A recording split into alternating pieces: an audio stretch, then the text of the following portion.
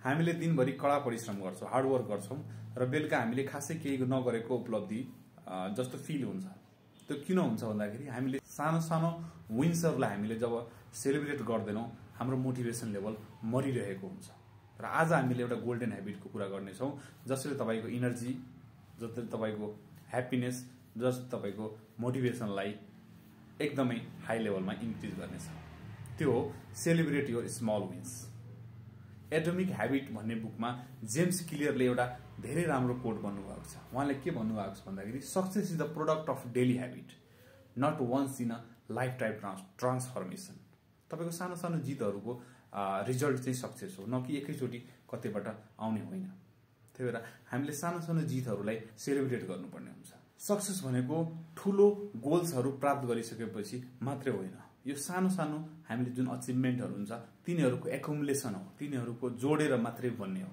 हामीले ठूलो गोल्स जस्तै हामी लोकसेवा पास गर्छौं, हाम्रो ठूलो बडी, हाम्रो धेरै राम्रो बडी बनाउँछौं अथवा धेरै धनी हुन्छौं, यस्तो ठूलो गोल्सहरु राख्छौं हामीले, र जब त्यो प्राप्त गर्न सक्दैनौं हामी फ्रस्ट्रेट फिल गर्छौं, हामी दुखी हुन्छौं। र एउटा फेमस रिसर्च जुन हार्वर्ड बिजनेस रिभ्यूबाट बनेको छ, त्यो रिसर्चले के भनेको छ भन्दाखेरि people who celebrate small win stay motivated for 76% longer भने। जसले आफ्नो सानो सानो जितहरुलाई सेलिब्रेट गर्छ नि, ती मान्छेहरु 76% बढी आफूलाई प्रेरणादायी फिल गर्छ, आफूलाई मोटिभेटेड फिल गर्छ। यसको मतलब जब हामीले सानो सानो जितहरुलाई सेलिब्रेट गर्न सक्छौं हाम्रो ब्रेनमा डोपामिन भन्ने हार्मोन चाहिँ रिलिज हुन्छ र यसले हामीलाई भन्छ कीप गोइङ। अब हामी प्र्याक्टिकल पार्टमा जानेछौं। हामीले सानो सानो जुन विन्सहरु छ त्यसलाई कसरी सेलिब्रेट गर्ने त।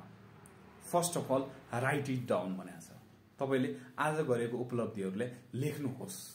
मैले 30 मिनेट पढे, 10 मिनेट एक्सरसाइज गरे, मैले मेडिटेसन गरे, सानो सानो जितहरुलाई तपाईले लेख्नुहोस्। र जितहरु लेखिसकेपछि त्यो जितहरुलाई तपाईले आफूलाई रिवार्ड दिनुहोस्। आफूलाई रिवार्ड भन्नाले तपाईले आफ्नो फेभरेट सङ सुन्न सक्नुहुन्छ। म भोलि सानो आफ्नो फेभरेट चकलेट किनेर खान्छु त्यो दिन सक्नुहुन्छ। जब जब हामीले आफैलाई रिवार्ड दिन्छौं हाम्रो ह्याबिट लुप्स चाहिँ बलियो हुँदै जान्छ। र तेस्रो भनेको त्यो सक्सेस हामीले सानो सानो जुन सक्सेस छ त्यसलाई परिवारसँग शेयर गरौं, साथीहरुसँग शेयर गरौं।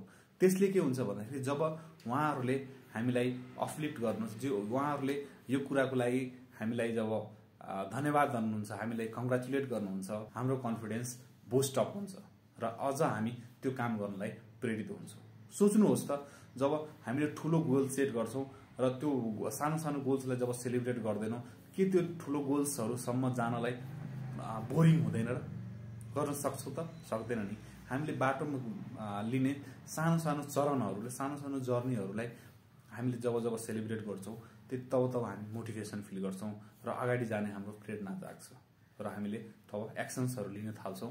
तपाईले आफ्नो सानो विन्सहरुलाई जब लेखेर यसरी कंग्रेचुलेट गर्नुहुन्छ, आफैलाई सेलिब्रेट गर्नुहुन्छ, त्यो तब तब तपाईले मोटिभेटेड फिल गर्नुहुन्छ। तब तब आफैलाई भन्नुहोस् I am proud of myself.